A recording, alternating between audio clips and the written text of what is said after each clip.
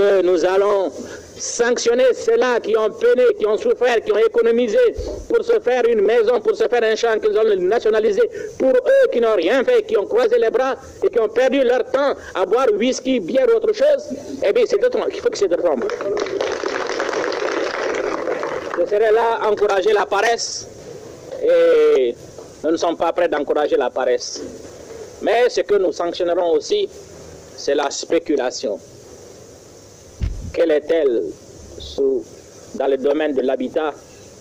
C'est que lorsqu'on a une concession, quand on a une grande famille, qu'on a 2 concessions, qu'on ne veut pas se contenter et qu'on se serve de ces relations, de ces moyens financiers pour avoir 3, 4, 5, 6 concessions, alors qu'il y a d'autres, des familles nombreuses qui sont en location depuis des années et qui n'arrivent pas à abriter leur maison. C'est cela que nous ne voulons pas. Eh bien, voilà ce que c'est que notre socialisme. Et je crois que si on est vraiment bon croyant, musulman ou catholique, eh bien, on est non seulement socialiste, on est plus que socialiste puisqu'on accepte de partager ce que l'on possède avec quelqu'un qui n'y a nul droit. Et cette mise au point faite, j'attire l'attention des camarades, surtout des camarades de coopératives de consommation. Le succès de notre option socialiste dans les grands centres dépend essentiellement de ces camarades.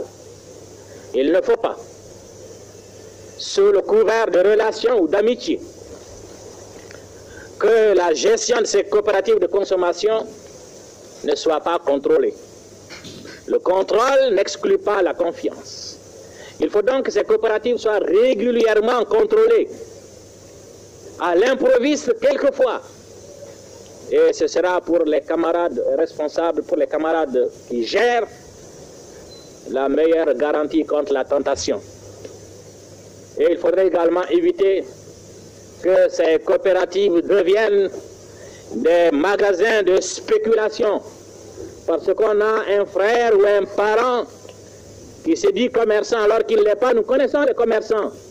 Nous connaissons ceux qui faisaient le commerce depuis 10, 15 ou 20 ans.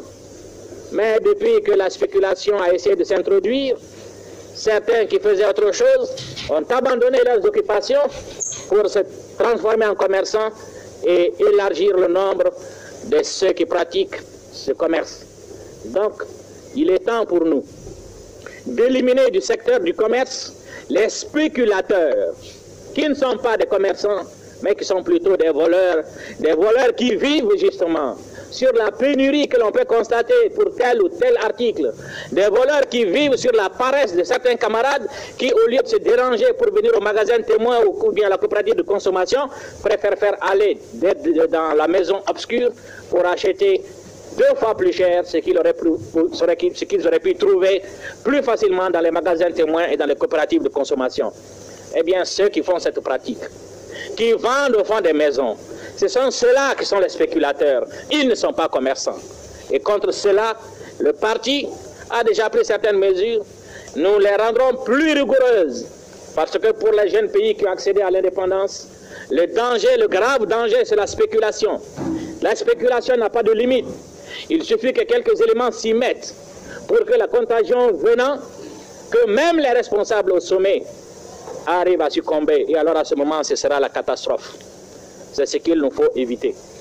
Donc nous insistons donc auprès des camarades dirigeants de coopératives de consommation pour qu'ils considèrent que la vocation de ces coopératives, c'est de vendre à ceux qui consomment et non vendre à ceux qui revendent.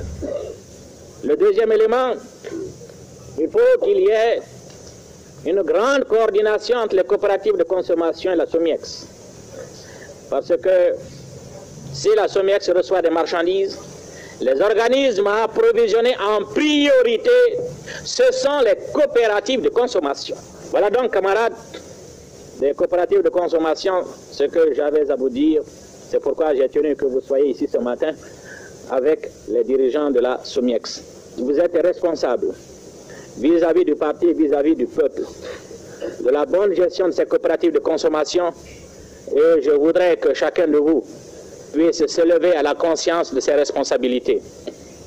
Parce que vous devez comprendre qu'à l'heure actuelle, notre pays, la République du Mali, est l'objet d'attaques de toutes sortes. On croit que nous sommes la pomme de terre pourrie dans un sac de pommes de terre. Parce que l'option que nous avons faite, qui heurte les convictions de certaines grandes puissances qui ont le complexe de leur couleur, qui ont le complexe de leur puissance, ne peuvent pas concevoir qu'un pays sous-développé, surtout un pays central, puisse suivre d'autres voies de développement qui ne soient pas la leur. Et donc, c'est un défi. Nous affirmons que nous sommes indépendants. Nous avons librement fait une option. Cette option est attaquée par des agents de l'extérieur qui peuvent trouver des complices parmi des Maliens. Or, si nous réussissons, si l'expérience malienne réussit, j'ai la conviction que nous ne serons plus seuls à faire l'option. Tous les autres États africains, quels qu'ils soient, seront obligés de passer par là s'ils veulent éviter à leur pays les subversions, les révolutions, les coups d'État que les États africains sont en train de connaître à l'heure actuelle.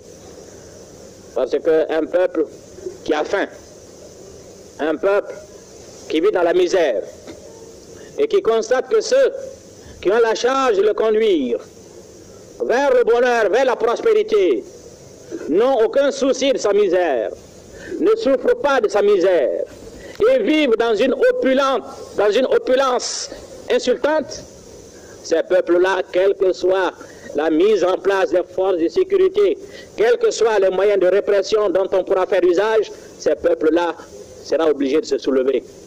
C'est ce que l'Afrique va connaître. C'est ce que les États africains vont connaître. S'ils n'essayent pas de corriger leur méthode de développement économique, il faut que si nous devons être dans la misère, si nous devons souffrir, que nous souffrions tous ensemble. S'il doit y avoir la gêne, que la gêne soit pour tout le monde. Mais il ne faut pas que la gêne soit pour une majorité et que l'opulence soit pour une minorité. Or, c'est pour éviter cela que nous avons fait clairement notre option.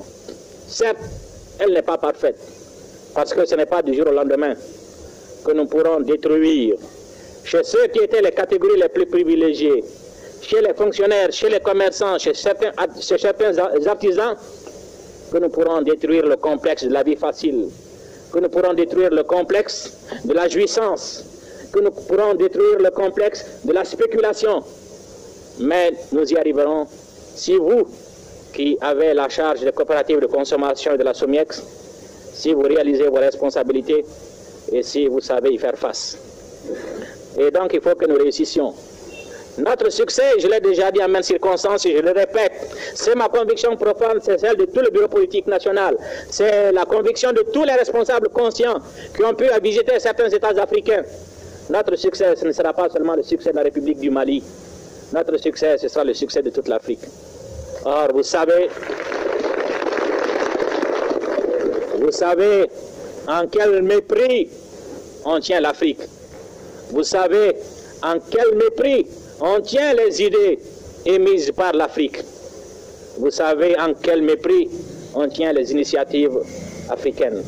De sorte que notre dignité d'Africain nous commande de réussir, nous commande de lever le défi de dire que sans bombes atomiques, sans avions à réaction, l'Afrique est riche en idées qui peuvent s'imposer à ceux qui ont de puissants moyens matériels.